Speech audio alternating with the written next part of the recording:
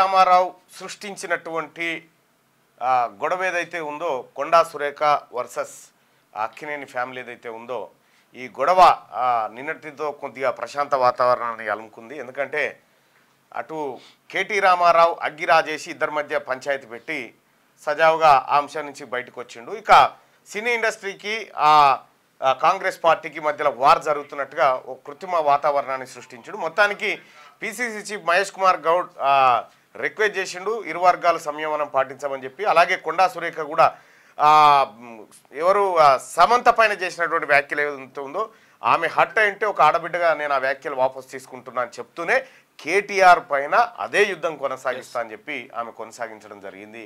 So మొత్తానికి ఆ ఎపిసోడ్లో కొంత స్తబ్దత మాత్రం ఏర్పడ్డది.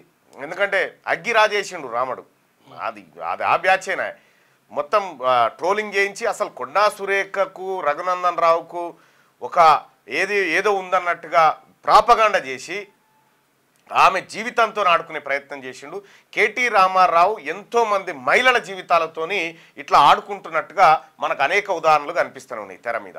సో కేటీ రామారావు అనేటువంటి వ్యక్తితోని మహిళలు జర జాగ్రత్తగా ఉండండి. ఇక రెండో విషయం ఏంటంటే తన అవసరాల కోసం తన అవసరాలు తీర్చుకోవడం కోసం ఏ వ్యవస్థనైనా ముంగట పెట్టగలనటువంటి సమర్థుడు కేటీ రామారావు గారు.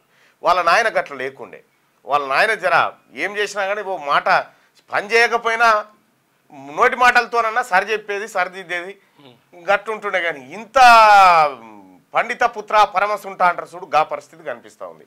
సో అది KT Ramarao episode. So Konda Surekha episode అలాగే నాగార్జున ఎపిసోడు అటు పక్కకు పోయింది. కాకపోతే నాగార్జున గారు మీరు మీ పైన జరిగినటువంటి దాడిని యావత్ సినీ ప్రపంచం అంతా మీకు అండగా నిలబడ్డ చూడు గది యావత్ సినీ ప్రపంచం అంతా ఇన్కన్వెన్షన్ అక్రమ కట్టడం అని చెప్పి ఖండిస్తే కూడా బాగానే ఉంటుంది.